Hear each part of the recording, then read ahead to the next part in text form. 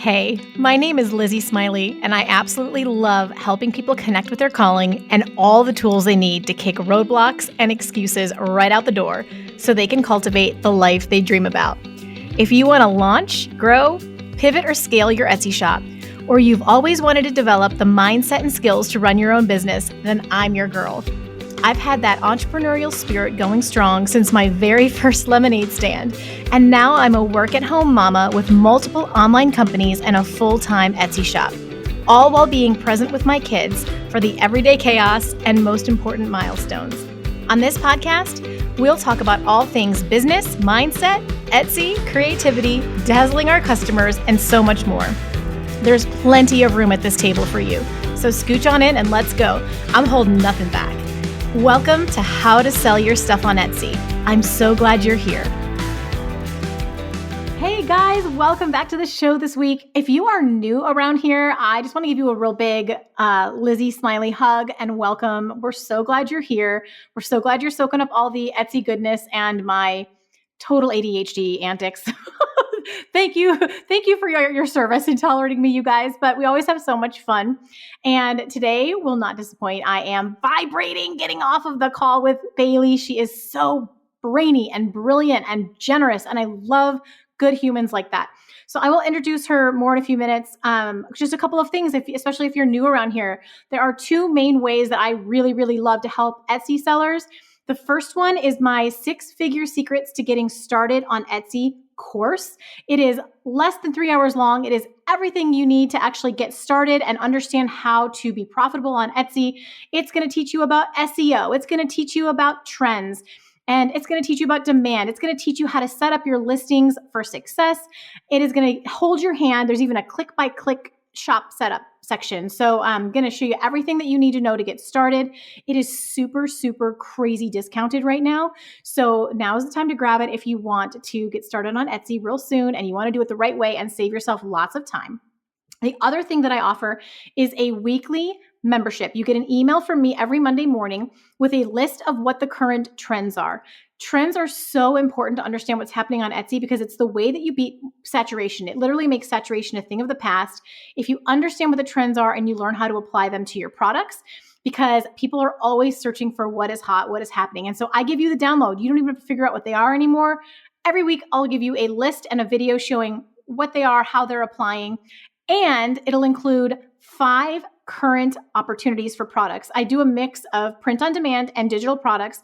And it is always things that are high demand, low competition, opportunities I have found where you and lots of new shops are having success in that area and you could get in there, create a product for it and have a quick win, which I think is really critical to keeping people going on Etsy because entrepreneurship, it has its moments, right? So both of those things will be linked in the show notes. I would love for you to join me on either one of those projects. And now let me tell you about the lovely Bailey. First of all, she was on a previous episode, number 112. We covered very different topics, and it was a great interview. So that's another one to check out, especially if you really enjoy Bailey today. It doesn't really matter which one you listen to first. But Bailey is a top 0.1% Etsy seller. That's right. And coach who now helps others create digital product businesses, resulting in scalable, passive income. We love that. She was able to make $15,000 a month with one digital product shop on Etsy within 3 months. Oh my gosh, that's so fast. I forgot that. And has now tripled that monthly revenue, resulting in over $1.3 million earned on the platform and implemented strategies to automate a majority of the business. It now runs several digital product shops. The way that her systems are so solid, she can do several things. I need to ask her about that next time I talk to her. Seeing the success of her main digital product shop, Bailey went on to also build her new brand off of Etsy and created a digital product membership site for her customers that now has over 800 members. So what that means is she's selling her products that she sells on Etsy off of Etsy as well in a membership that people pay for monthly, which is brilliant. This year, 2024, she launched her creative digital product business communities where she helps others learn how to sell designs on Etsy and their own sites. She also has her YouTube channel where she provides free educational content to her audience. She's a mother of 4 small children, so she believes in working smarter, not harder, in order to maximize her work time as efficiently as possible, and now teaches others to do the same with the strategy she's been able to systematize. I almost can't say that word. Bottom line, totally brilliant, totally brainy. There is so much information packed in this episode. I'm actually learning from her right now because I'm about to launch another digital product shop just to see how much I can scale it to. And so she's the person I've chose to learn this too. So like multiple six-figure Etsy seller right here, choosing to learn from this $1 million Etsy seller. We're going to have a great conversation. So please help me welcome Bailey to the podcast. Hey, Bailey, welcome back to the podcast. Hi, Lizzie. How are you?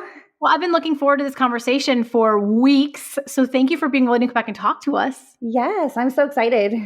You're doing a lot of fun new stuff. So we need to talk about it. Not to mention, actually, this is kind of perfect timing because I am obsessed with all the work that you do and I love learning from you. And I'm on the cusp of applying some of what I've learned from you. So I'm really excited to share that with the audience. Tell them how amazing you are and like let you teach us. Sounds good. Okay. I'll try to turn down the giddy, but it's probably not going to work. So let's start at the beginning, my friend. Tell us your background and your Etsy story. We had a previous episode, number 111, which I mentioned in the intro, that people can go back to, but give us at least your Etsy story, like how you got started in this space and became so ridiculously successful. Yeah, so I've been on Etsy for a minute. I started actually in the handmade space. So I used to make the glitter resin tumblers. So those are the ones with epoxy and glitter and paint and vinyl, and they take, on average 2 weeks to make. And so actually got really popular with those, had thousands and thousands of sales and working 16-hour days. So, I mean, not to say that we didn't have success with it, but it was just something that was so not scalable. So that's how I had my first success on Etsy. And during that time, I always have to count, but I was pregnant with the third child. And so I knew that I wasn't going to be able to continue with it because you're not supposed to be around epoxy, paint, all of that. So I started looking into other methods to sell on Etsy, and that's when I found the Sublimation tumblers, which is still a tumbler, but you just use a special printer and a heat press, and you make it. It takes about 5 minutes to make, start to finish. So again, we had great success with that. They were personalized, so there was a little bit of manual work, not just like being able to print out automatic designs like a stack of 100 because we had to personalize them with people's names. So that got to be a little time consuming. I ended up at that point hiring a brother. My mother worked with us. My husband was working in the weekends and at night. Everybody, it was like all hands on deck. And again, it was just like not scalable. And so during that time also, I added in print on demand for the same type of like personalized custom designs. And so that really did well too. So I was kind of like in this hybrid space of half handmade, half print on demand. And I was still just like, oh, there's never any time we couldn't leave, couldn't go on vacation because we were always filling orders. So then I was just like, I started going down the YouTube trail of trying to find, how the people were making the actual designs because I wanted to sell just digital for that same Sublimation tumbler product. So just out of just cut off 100% all physical products in January of 2022 and just went all in on designing the digital designs for people to purchase and then still make their own tumblers from home or use them in their print on demand if they wanted to.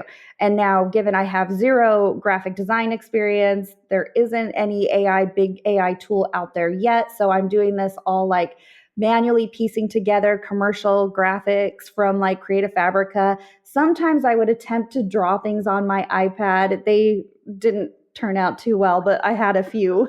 So within 3 months, though, my shop really did go viral. It is thanks to just finding really super trending, unique designs that were not available on the Etsy platform, and posting things that just weren't available yet. And so that third month, which was March of 2022, we hit over $15,000 just that month from a $3 digital product. So needless to say, we went from there. We started running ads and I started building an email list in a big Facebook group to continually remarket to those people who were already buying the designs.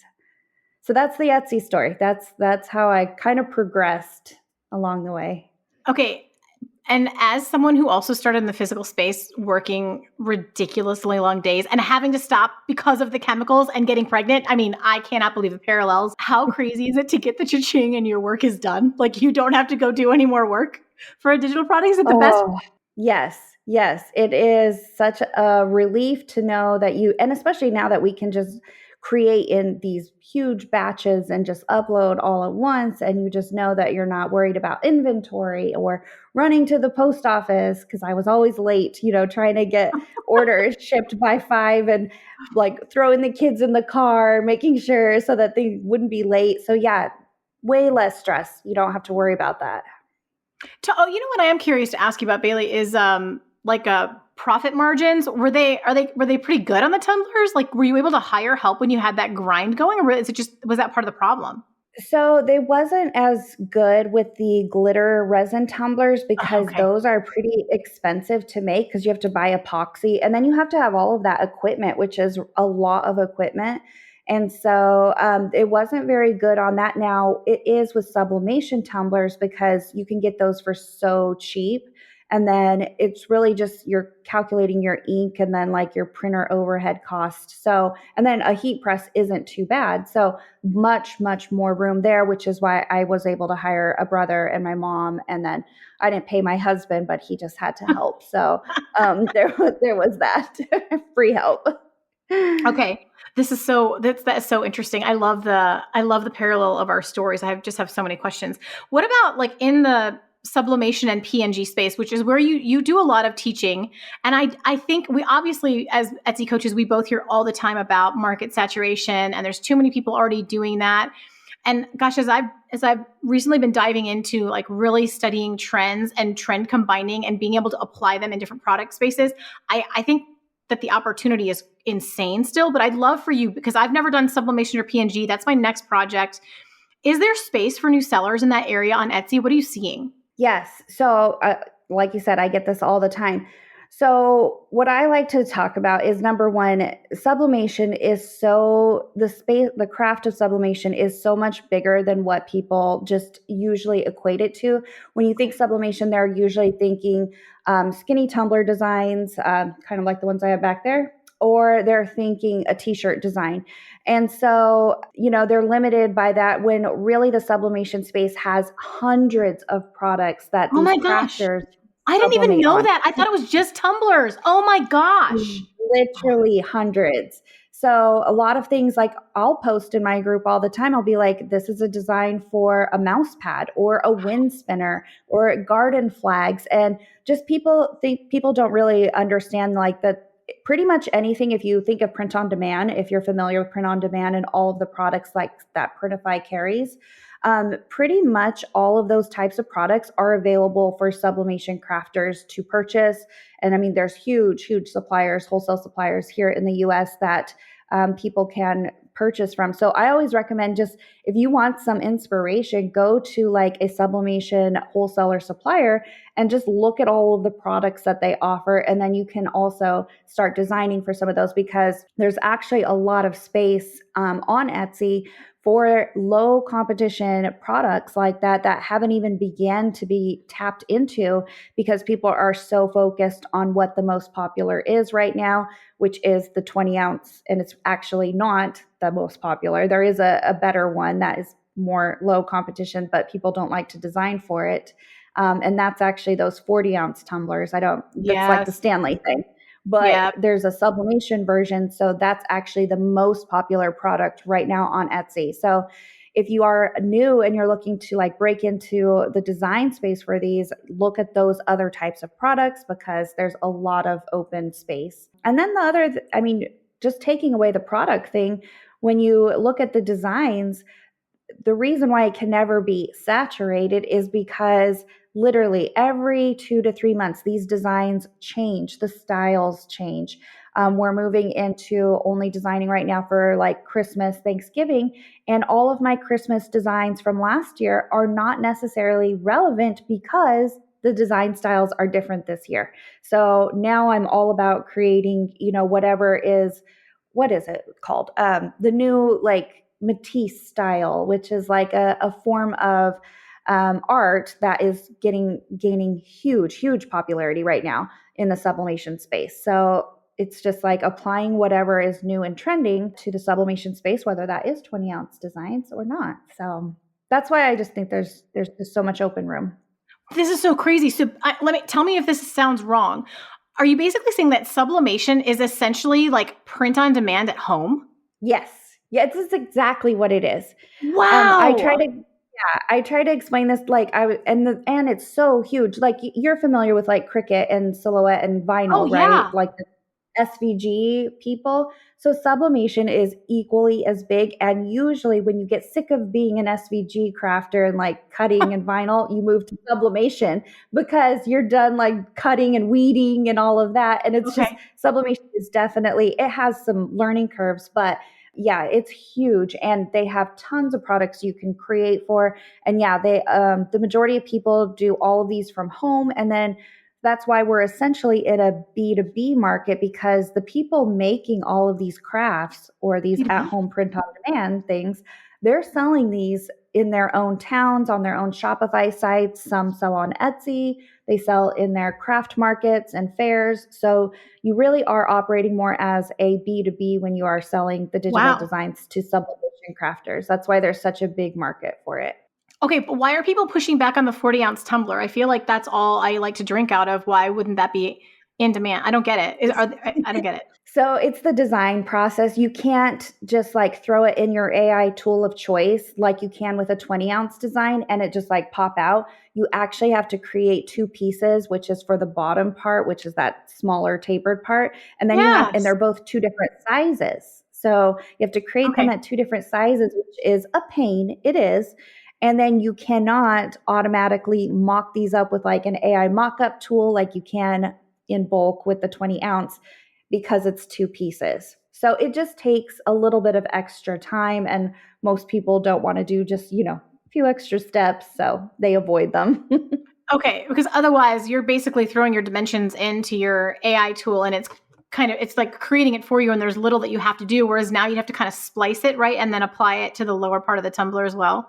Yeah, you have to create them on two different files, and you have to supply the customer with two different files, and they're different sizes, and then you have to take that extra step and then mock it up as well. So that part can't be really automated. There's like some Photoshop actions out there that will be speeded up a little bit, but it's not fully automatic. My mind was blown last night. It was the wee hours of the morning. We're talking like 1:30 a.m. and everyone's asleep, and I am in bed binging through your YouTube channel because of this project that I'm getting after, because your YouTube content is insane. And I didn't even realize you can bulk mock up. When I saw that, Bailey, my jaw was on the floor, because I come out of like the space for my signs. I manually had to mock up. For print on demand, I manually did mock-ups. For everything I've done in the digital space, manual mock-ups. And I'm just like, this woman is on a whole different level. This is crazy. So I'm over here like, oh, I can do 40-ounce tumblers. I don't mind the menu. I'm clearly used to it. My bigger concern would be like, because I've never done sublimation, and I'm not really trying to get into that. I'm not trying to actually sublimate myself, but I'd be all about creating designs. But it would be like the tapered part of the tumbler that I wouldn't understand. Like, does that need to be different too, or is it still just a flat design? No, it is tapered, and I actually created a template for it. It's just a Canva frame. It's on my shop, on my Etsy shop, and it actually comes with the top part too. So that's very easy for people who don't understand how to make your own template for that. Math isn't a good idea for me. It's not a good idea for me to do math ever. I'm just going to come to you every time I need to do math. Yeah. You just drop your design in the template, and it's formatted and sized for you, and then you just save it. So that's the easiest way to create them. Though you can make your own template if you want, but I wouldn't recommend it. It's pretty time consuming. No, that's great. I already know what my next Etsy purchase is. Is that in the Bailey Design Co. Etsy shop? Yeah. Okay, so people are allowed to know about that one. Okay. Yes. Right? Yes. Okay, good. Because I protect Etsy sellers around here. My audience, though, happens to be lovely. We just know that the internet is also full of people who will steal. So. Yes. No, my Etsy shop has been on YouTube all over for the past year of my own doing and other people's doing. So it's very public. Okay.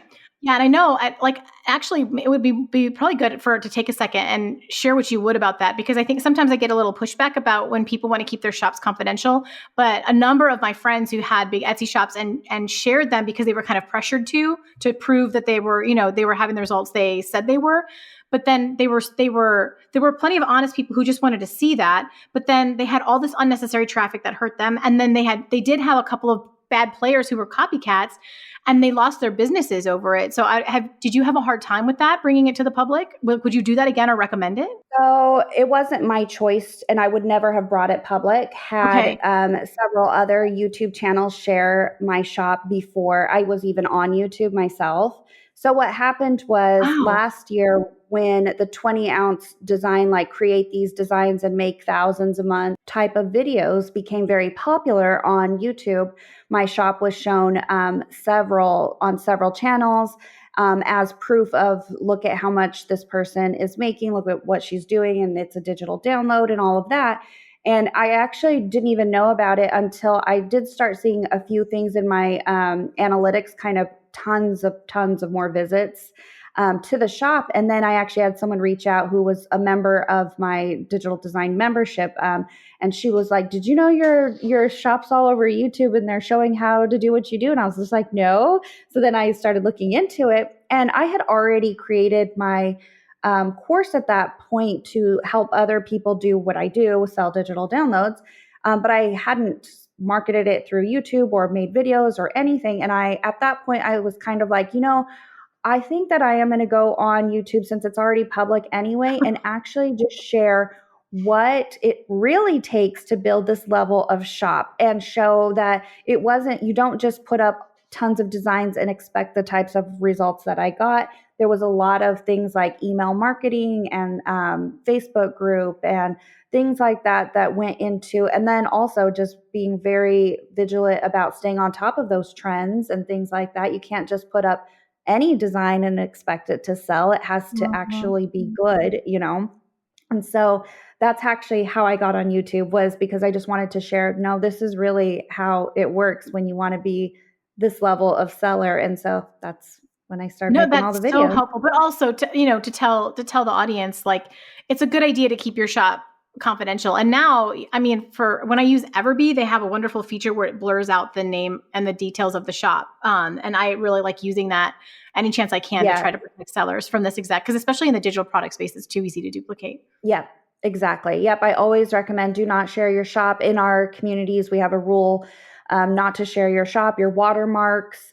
Don't, because it's not because we don't want to support you or see that, what you're creating or anything. It's for their protection, because, Yeah. with the conversions, you bring in a ton more of extra views and visits, and no conversions. Well, that's going to drag down your listing and the overall shop Yeah. score. So, yeah, it is 100% keep your shops private. Are you a print on demand or digital product Etsy seller who's tight on time or still learning all of the Etsy secrets? I totally remember the days of having no idea what product to create next before I learned how to make those informed decisions, so I can really identify with where you're at. I know how stressful and frustrating it can be to just create listing after listing and see little to no results. You wonder what you're doing wrong, and you just want someone to tell you what to create that's actually going to sell. Where are those opportunities? So let me give you a leg up with my weekly trends and opportunities report. You just join my membership, and every Monday, I'm going to send you an email with a list of exactly what is trending right now, with a video tutorial showing you how I found those trends and how to apply them in your shop. We're taking guesswork and extensive time off of your table. I'm also going to send you 5 print on demand and digital product opportunities that are growing in demand right now, helping new shops make sales and still have very low saturation in the marketplace. So your tight schedule, your newbie status doesn't have to hold you back anymore. I'm going to help you earn while you learn. You can grab my free demo to start and see an example of what the weekly trends and opportunities email looks like right from the show notes. See what you're going to get, and I will see you on the inside soon. Yeah, for those who might be new here, here's what that means. So the conversion rate is how many views you get on a product compared to how many sales you get out of those views. And that tells Etsy how popular your listing is and gives them a sense of like, should we show it to more people? Because the more people we show it to, the more time it converts and sells. Well, if there's a bunch of traffic that's going to just look and see and they're not intending to buy, then it starts to tell the Etsy algorithm that, oh, lots of people will look at this and they'll click on it, but none of them are buying it. So we shouldn't be showing it to as many people because they want to show, like Etsy wants to make their money too. So they're going to show things that convert. So just a little kind of like algorithm lesson there for those of you who are new and trying to understand that. Bailey, thank you for being willing to share on that. I think that's really important to hear like a balanced perspective on. Talk to us about your favorite AI tools. What are you really enjoying working with right now? And then your process for kind of creating new products.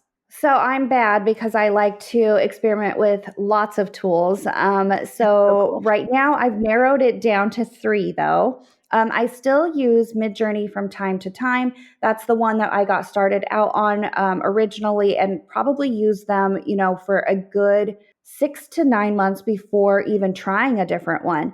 So I'm very good with Midjourney, though it has a very particular style. So I will say Yes. that it can't do a lot of the things that some of the other ones can do, which is why I now use both Kittle and then I use My Designs, because within My Designs, you can choose between Dolly 3, Ideogram, Flux, and Stable Diffusion. So they kind of have, the best platform that if you're looking to just choose one so you're not all over the place, you'll get the best bang for your buck there.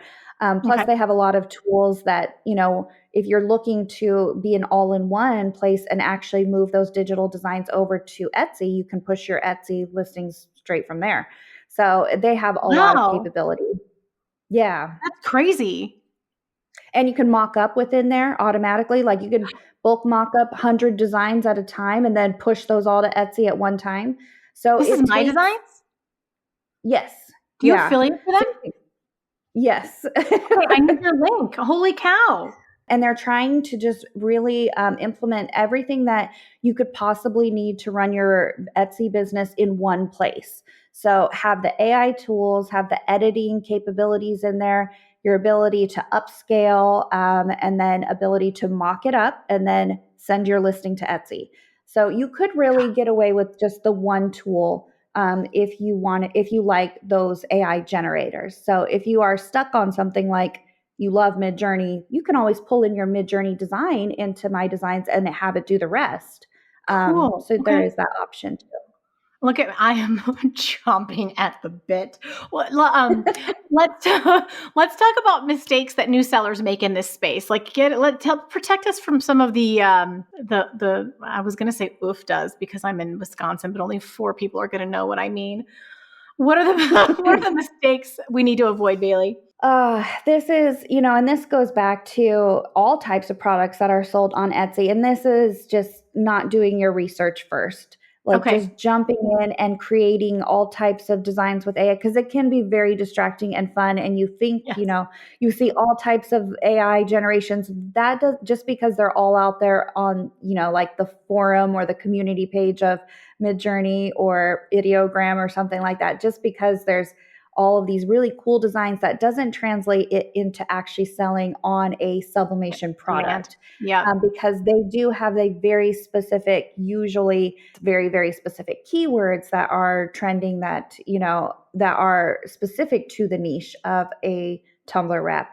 And then you even go even further into the actual design aesthetic. So some of the really popular ones are, very like natural watercolor type designs work really, really well. It's my And favorite. then things that are like customizable. So where the crafter has the ability to put someone's name on it, those tend to do very well. So that's probably the biggest thing I see, is just new sellers thinking that, oh, just because I can create something super fast with AI and it looks cool, that Mhm. won't necessarily mean that it will sell, because you still have to understand the sublimation product space and what those people are looking for.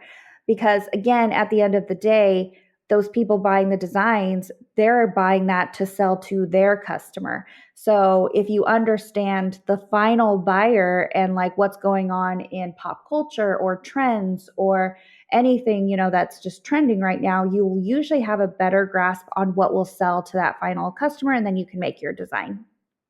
Okay, my brain stopped a minute ago because you were talking about selling them customizable designs. So what kind of file are you giving them for that? Is it like a Canva template? So people make them that way. You can offer them that way. I personally don't. Mine usually are still a PNG file, and they just have a blank spot where someone Oh, goes in and smart. adds it to Okay. Canva, and then they add their name or their quote or whatever.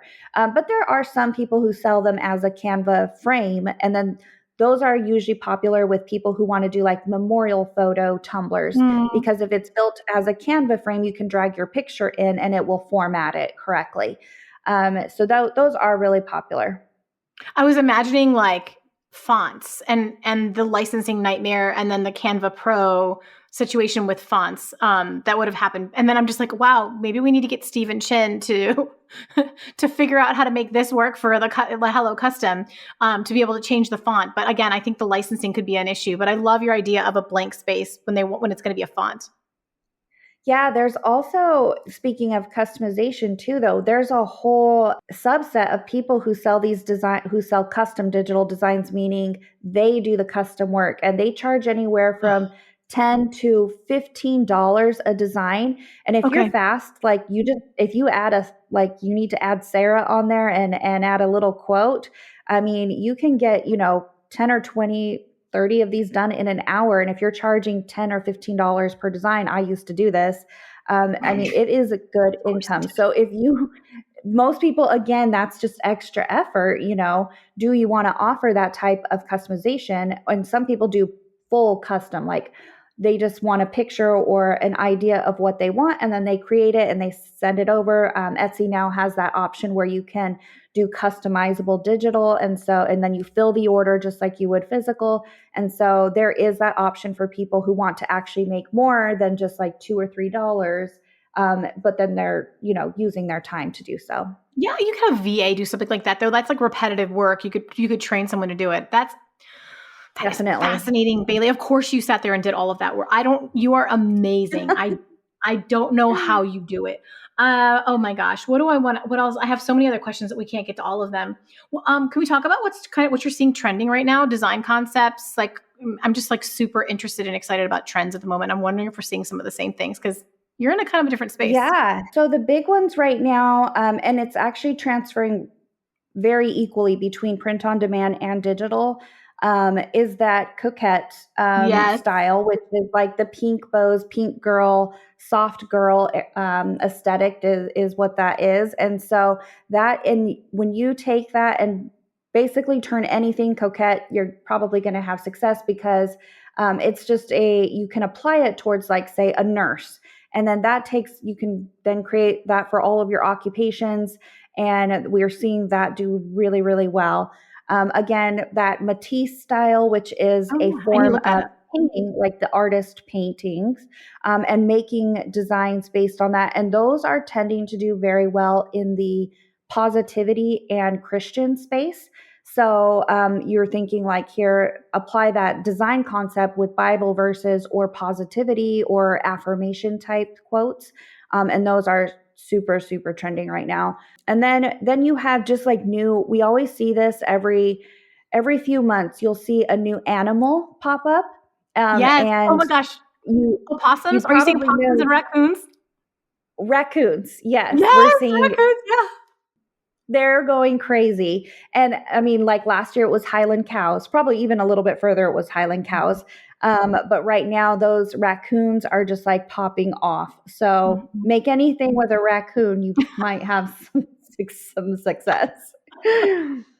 It's Oh my really gosh. funny. No, it's so it has been so fun doing the weekly trend report because I'm shocked at how much things change in a week. I'm shocked at what I see, and how we can watch things emerge really, really early if we stay on top of it. It's so fun. Oh gosh. Yes. What about, does anything work kind of evergreen, or is this, you're just riding the trends all the time in this kind of space? So, I mean, we have your evergreen pillars, and I mean, usually they're just like occupations, things like the Christian niche, or things in the positivity space, but it's more so about taking whatever the current style design is and applying it towards those. So we kind of are writing the trend thing a lot because, Yep. again, like I said, people in this space want new designs all the time.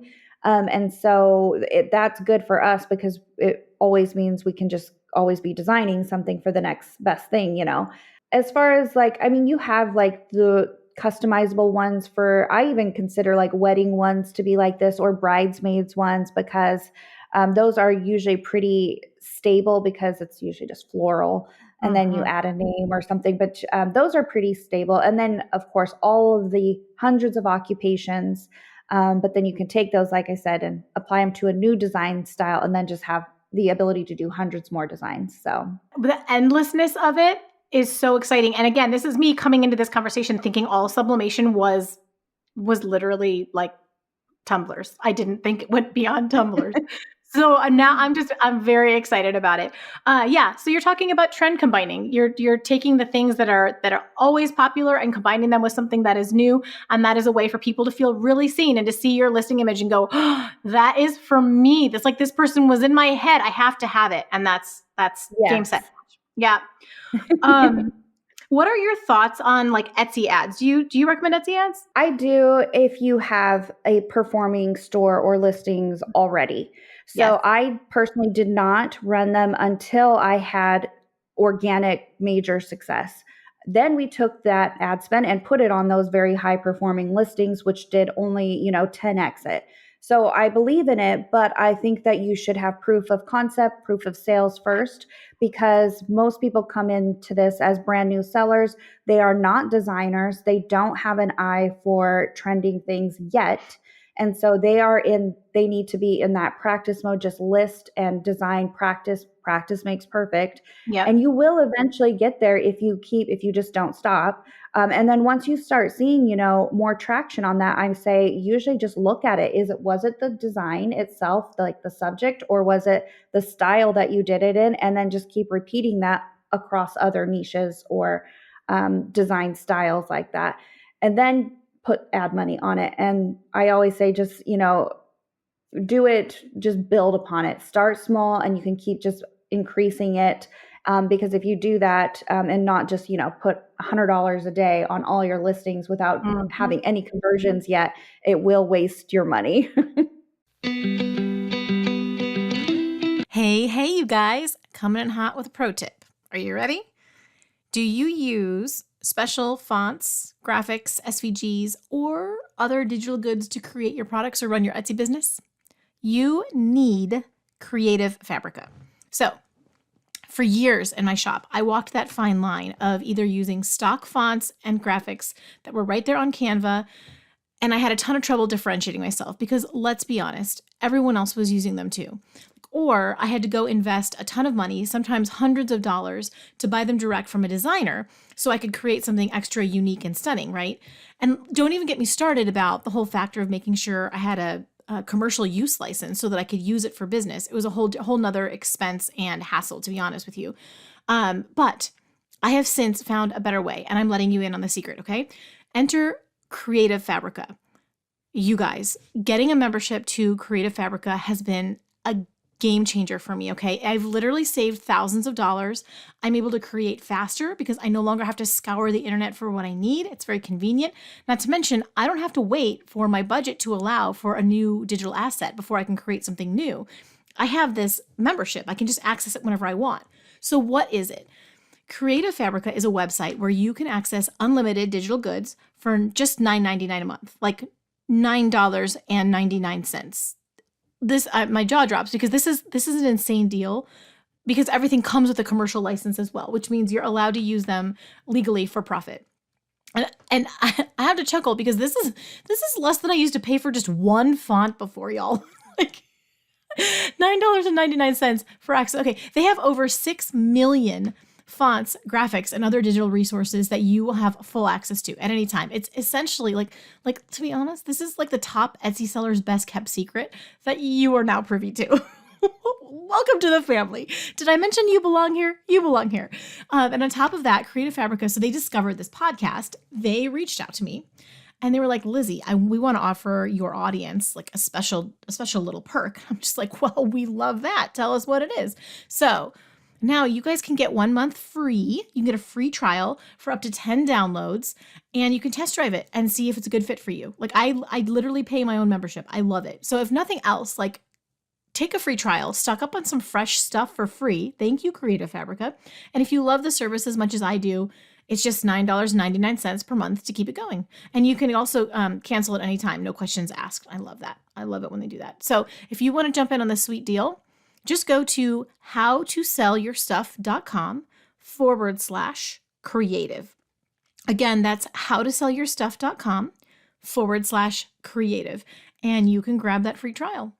I'm so excited, you guys, to share this with you because this is like one of those pieces to the puzzle that can just change everything. It can just up the whole game. So just like let me know how it goes, okay? Never, ever, ever turn it on the entire shop, especially for a digital product shop. Yes.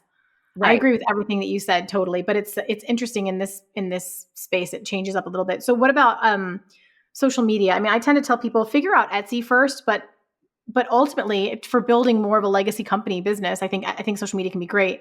What do you think? Do you recommend it? Which platforms do you like? I'm in the same boat. I say get a handle on your Etsy shop first. But from the beginning, I kind of contradict myself, I guess, and say have it set up where you know that long term, if you want to scale this, you're going to either need to add in email or some form of social media, whether that is Pinterest or usually a Facebook group for Sublimation, because there's already just like thousands and thousands of people in Sublimation groups on Facebook. So they hang out on Facebook. So you want to be there, which is why I have a group of over 10,000 people.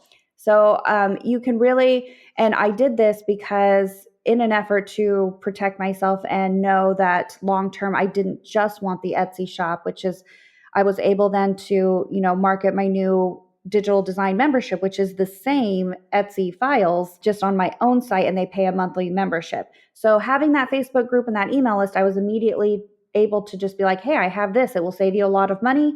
And we were able to get hundreds of members that way right away. So it definitely has its benefit though. If you're someone who struggles with like doing a whole bunch of things, just focus on Etsy and then add in one thing like email or one social media platform. Don't try to do 5 of them. Do you recommend Pinterest to start with? I recommend Pinterest if you want to be as hands-off as possible, because you can basically do that or have a VA do that super easily, and it doesn't require yourself you're literally just pinning your mock-up photos is what you're doing. So that is the easiest way, and you just figure out your keywords from there, which are very, very comparable to what you would use on Etsy anyway. So you should have that set if you're doing your SEO right. In that last episode that I interviewed Bailey, it was number 112. I'll link it if you want to go back and listen to it. But we talked about how Bailey took her Etsy shop and turned it into, I think it was 5 different streams of income, like not just Etsy, but was that the right number? Or is it 5? Yes, it's 5 technically. Yeah, I won't let you go into it now, but I thought that was such a fascinating conversation for someone who wants to scale and understanding how you can spin it off into all of these offshoot like adjacent businesses. And you should go back and listen to that if you want to hear about it, because I will not keep making you talk, Bailey. What resources are you excited about right now that help to support Etsy sellers? I know you've kind of moved away from the course space, so I really love what you're doing. Yeah, so I currently don't sell a course anymore. I am focusing primarily on communities, 2 specifically. And that is just basically because what I see with new sellers is that they need more than just to be handed a course and expect to see results when they don't have either some form of either communication with peers or people in their same position doing the same thing. And then also it gives me the ability to, as Etsy, we all know changes things on the fly with their algorithm or with whatever the next thing might be. It's very hard to keep a course current. And so I find that with the communities, when something changes, I can just share that information right away with everybody. So everybody is like not losing time and money, or they don't, understand how this is going to affect their particular type of products or stores. So it really works just to be able to have that constant communication with people. And then it also gives people like a major sense of accountability, I think, with a community like that. In ours, particularly, we do all types of design challenges.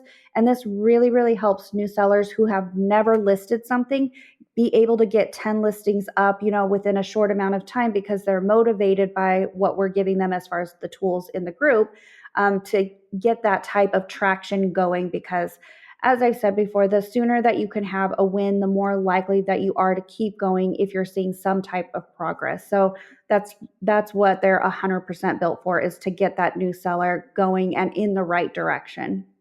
I love that. This is like, it's like your personal trainer for your business. It's like you've got your gym buddies keeping you on top of it. That's really brilliant. That's really brilliant, Bailey. Where can people find you and connect? I do have the main community, so that is hosted on School, or you can check out the YouTube channel.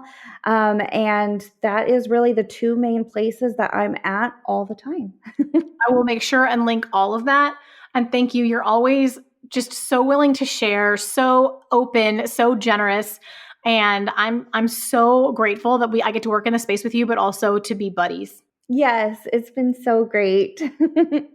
So yeah, thank you so much, guys. If you have been hanging out with us this whole time, good job. You made it the whole way through. Although this was really good. I feel like I could go another hour, and I won't make anyone sit through that. But I enjoyed it so much. So thank you for hanging out with us. I hope you're having a wonderful week. And until next time, go make something awesome. Take care, guys. And that's a wrap on this episode of How to Sell Your Stuff on Etsy. Thanks so much for hanging out with me today.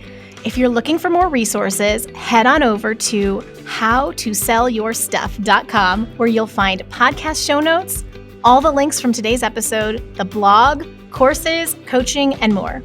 If this episode was helpful to you, awesome. The greatest compliment I can receive from you is a rate, review, and subscribe on this podcast. Not only will it allow us to connect again on a future episode, it lets me know I'm providing you with value and helps other people find this content more easily. From the bottom of my heart, thank you for your support. Have a great day and see you next time.